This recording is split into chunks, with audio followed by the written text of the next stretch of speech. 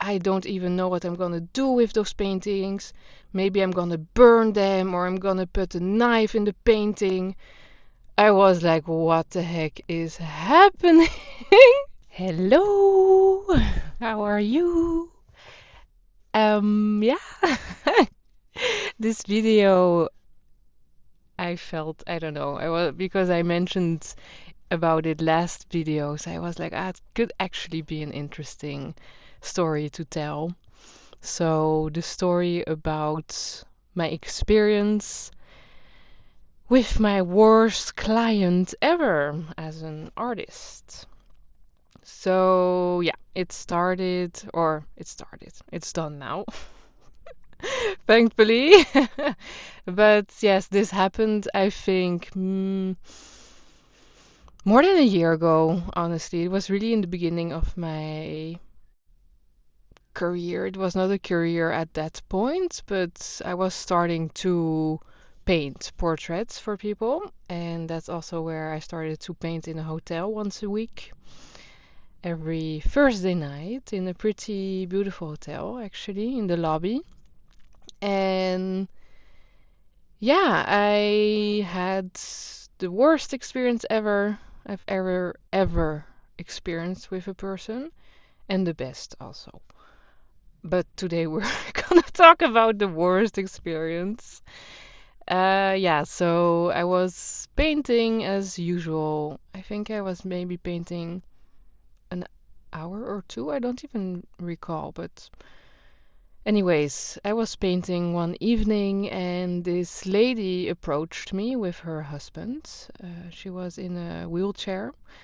And yeah, she was very positive in the beginning, very interested in what I was painting, and she was also an artist. And but I could already feel, okay, this person has a very big presence in the sense that, and this is also maybe something I've worked on, but it's made me feel like, oh, I cannot really. It's like the presence is taking you over in a way, like you are disappearing in that huge, like, here I am, you know? And yeah, anyway, so we talked a bit, went good, showed me pictures of her children and family, blah, blah. And yeah, in the end, she wanted to have a portrait. So we exchanged our numbers, and after that started the journey. And yeah, I think it's important to know that I was still really indeed in the beginning of my career, so my prices were pretty good also. Um, Underpriced, perhaps a little, now that I think about it, but it was still pretty decent. But anyways, we started to exchange, and then first of all, she wanted two portraits, one of herself and her daughter, and one for her brother and his daughters, because it was his birthday. Um, and it started with an idea where she wanted a very long canvas with like 7 different portraits of his brother with different important people of his life, which was a super nice idea. So I was like, oh yeah, sure, let's do it. And then I bought also a long canvas for her. And I started to make a quote. And obviously, this should be common sense, but the price of one canvas when you paint one person has one price.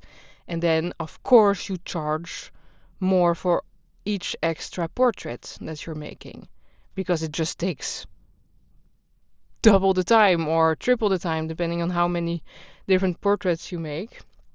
And that was, I think, where I was undercharging because for each extra person, I was really asking a little fee. Now that I think about it, when just time-wise, it was taking me way longer. And yeah, so made a quote, of course, and there was a lot of back and forth, which is fine. But then I think I didn't have the experience yet, but I could already feel there was a lot of yeah, uncertainty or changing of mind. And because in the end, that didn't go through, that portrait, but we decided to make just one portrait of her brother and the daughters, which that portrait went pretty smooth, but the whole problem started because I could sense that it was the type of person that is going to look for the small things to make problems. And yeah, what was it? Oh yeah, because the problem started when I was asking for, what was it? I don't even recall specifically. I just really remember when how it ended, and that was pretty traumatizing. But like it was so not important when I really think about it, but because I deleted, of course, also all the messages, like all messages that I don't resonate anymore in my phone or negative energy, I delete from my device because I feel or I believe that even messages keep a charge, a negative charge, and if you keep that in your phone, it can indirectly drain you. So I have deleted everything, obviously.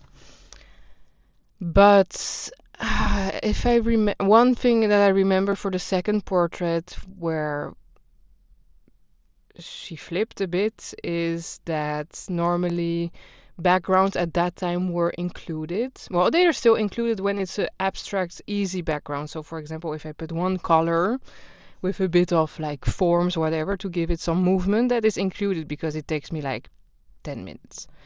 But if you want a detailed background, for example, nature or a city or a car, I don't know, whatever, I'm gonna charge more because, of course, again, it's gonna take me more time. And that, I guess, I didn't communicate clearly because, again, I was still in the beginning, I didn't have so much experience. And I believe also this type of person take advantage of artists that are still in the early stage and that are still trying to found their ground and boundaries regarding their prices and stuff. But I was still like, yeah, I know she asked me for a background in the end of a city. And I know, yeah, okay, this is going to take me way longer. So I asked a little extra fee. I think it was maybe $100. It's really nothing. Oh my God. But anyway, so that was like, oh my God. I, I thought the background were included, and I don't like artists that scrap for a few extra dollars or things like that. And I was like, oh my God.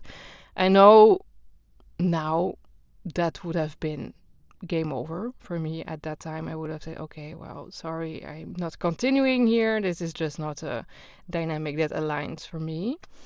But yeah, at that time, of course, I was still very new to it. And well, I did actually still put a boundary. I think I said like I stayed very practical actually and very calm, and I just told her that explaining her very practical like, well, a background is going to take me way more longer, so I am sure you can understand that it's normal, or I don't remember exactly what I said, but in a very good way. And I said, if you don't think it's worth the price, I totally understand, and it's not a problem if we don't continue.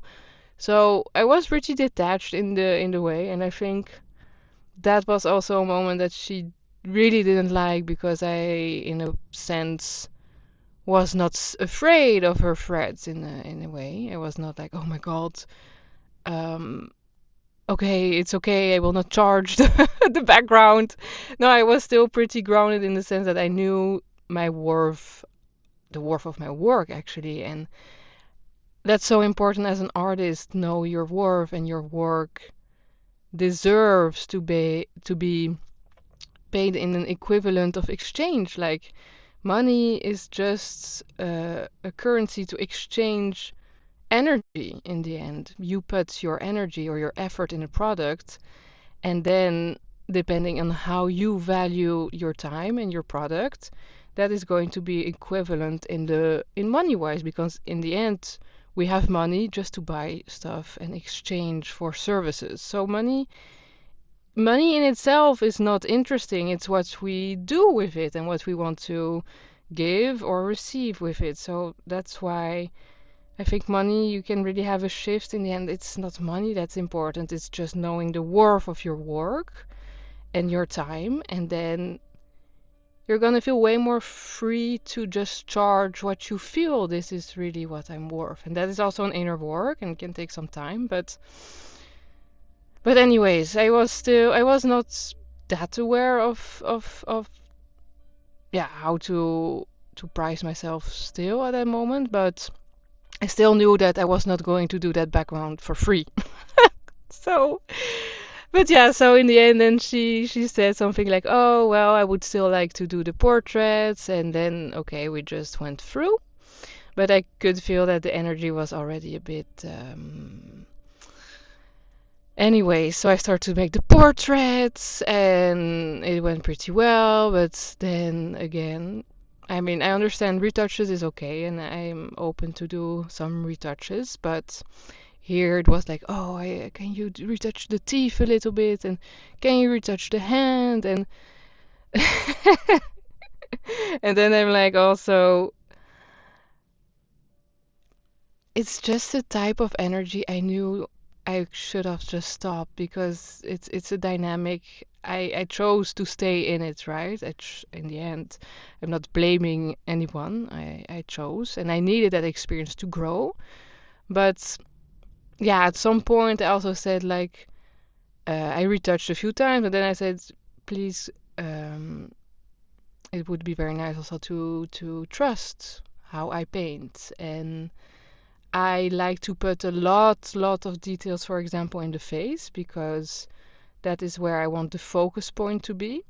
And then, for example, clothes or elements around might be a bit less detailed, so they attract less the eye, let's say. And that is just my way of painting. So then it's also about knowing, okay, I went with this artist, and that is her way of painting and her style. I'm not a super hyper realistic artist, and that's not how I enjoy to paint either. So I didn't say that, but yeah, so I just put a boundary again, like, okay, I know how to do my job, and yeah, it would be nice to just respect that. Anyways, that was also, of course, I don't really remember if she reacted on that, but anyways, and now the delivery part, in the end, okay, finished the two portraits. The first 50% were transferred. I think is very important also when you work, uh, just if you do commissions or whatever, always ask 50% to start the project and 50% when you're done. And if they prefer to pay all at once, that's also, of course, possible. But never start a project if you have not been paid.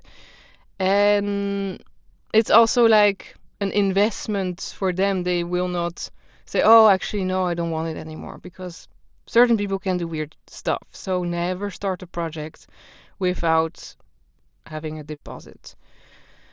And yeah, so then I had a project. So she was not living on my island. She was living on another island. So she flew in again for a few days, I think, to the same hotel. And then I had a project that day, so I could not meet her.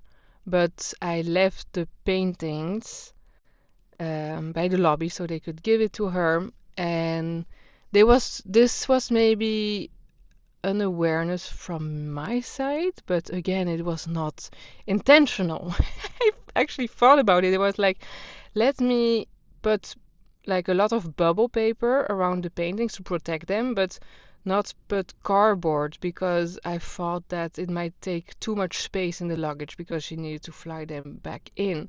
So I thought like, let's put a lot of bubble paper, and then you can put them around your clothes, and then they don't take a lot of space, but they're still protected. But that was also like, oh my God, she is not respecting me, and she doesn't even know how to pack a painting right. And I was like, oh my God, especially because I thought about it. Oh, this is better, but I should have asked her, I guess. But oh, it's really the type of person that is trying to only find drama and to make drama because that is how they that is their reality. They are a victim of their reality, and people want to do bad things to them, right? So they are projecting that on other people around them, and everything your brain believes, or all your beliefs, you have to find evidence for those beliefs. So you can believe that you're a victim and that a lot of bad things are happening to you. You're gonna attract that, and your subconscious is going to search for those kind of things to confirm it's true. But it can also be on the other side that you're very more of a positive person and you think I'm very lucky, and then your brain is also going to look for that evidence and you're going to be a lucky person.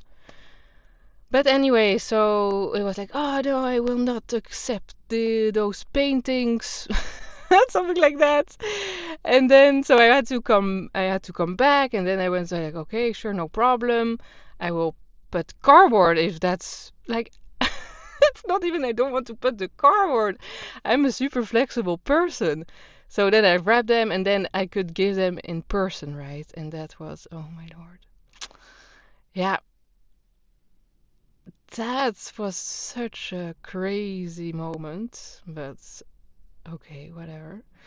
So I was waiting in the lobby. First of all, she made me wait like for 20 minutes, I think, 20, 30 minutes. So, yeah, the respect of my time was not really there. And yeah, then she arrived, and it was, of course, yeah, very. I don't even remember how. It's like hello, and uh, and then yeah, she was like giving me the money, and she said like, "Oh, you're only doing this for the money, and I hate artists that do art for money, and I don't even know what I'm gonna do with those paintings.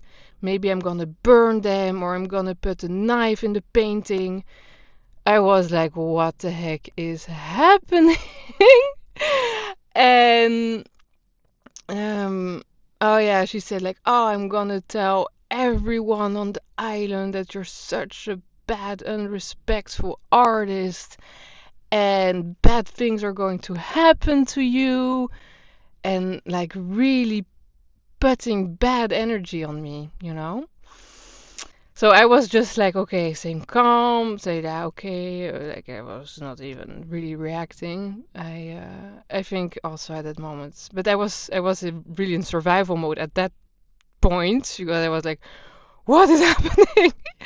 And like the husband, because it's this hyper dominant person, right? This woman was very hyper dominant, and you could see the husband in the back he was not even looking at me. If I don't know, it was very strange. He was like, you could see is this total, yeah, closed, whatever, scared. Must be to be with somebody with that type of energy. But anyway, so took the money, I guess, and yeah, that was that was the worst experience. Oh yeah, and the worst thing after that I felt so bad is that she went to make a drama in the hotel with the manager, and oh my God, it's really like the Karen. It's really a Karen, but like a Karen. Oh, 90 minutes. Well, it's a long story. But yeah, so she made like, oh, it's not acceptable to have artists like this that treat their clients like that, and oh my God, it was yeah, wow. Anyways, it learned me to feel the energy of people, and when you feel there is a misalignment, and that there were signs, obviously. She also wanted to fly me in or something in her atelier. Oh yeah, and she said I have the only atelier on the island where she is from. looked it up, not at all. So you already feel there is some dissonance there. And she wanted to fly me in like for a few weeks, and then she said like, so that was also because I was in the beginning of my career or my painting. I was like, oh my God, there's an opportunity. And I think yeah, it's the type of person that you have to be careful of when you are starting as an artist. Very it's very hot. Oh, I have some makeup here. Oh, it's very hot in this car. Um, yeah, anyways, it was a experience, and I learned from it, and I cleansed myself, and I knew, okay, this is not about me, because I have had a lot of clients, and nothing even close of this happened ever, you know? Yeah, a very kind person, actually, and very respectful person.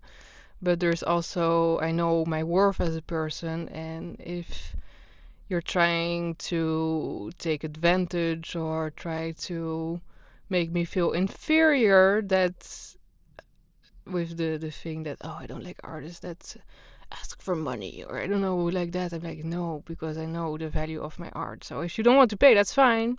Then we're not a match. But anyways, it was just yeah, trying to manipulate me. Yeah, so I think it's so important to for me for the future, and I well, for the future, I already know now. But yeah, if a project doesn't feel aligned, you will feel it in your body, and then just don't go through it, because it's not worth it. For I mean, the money I made out of this project was also. I mean, I'm always grateful, of course, but it was not worth it at all. So yeah, okay, that was it. Um, I'm gonna go buy some supplies now. I started a new painting. I started face. It started very good, but then the second part of face, I don't like it at all. So I need to retouch it, and I need to retouch it today, because I don't. I don't like when a face is not how I want it to be, and I know it can be better, so I'm gonna retouch that now. And yeah, okay. Well, talk to you soon, and I wish you a very beautiful rest of the day, the night. Bye.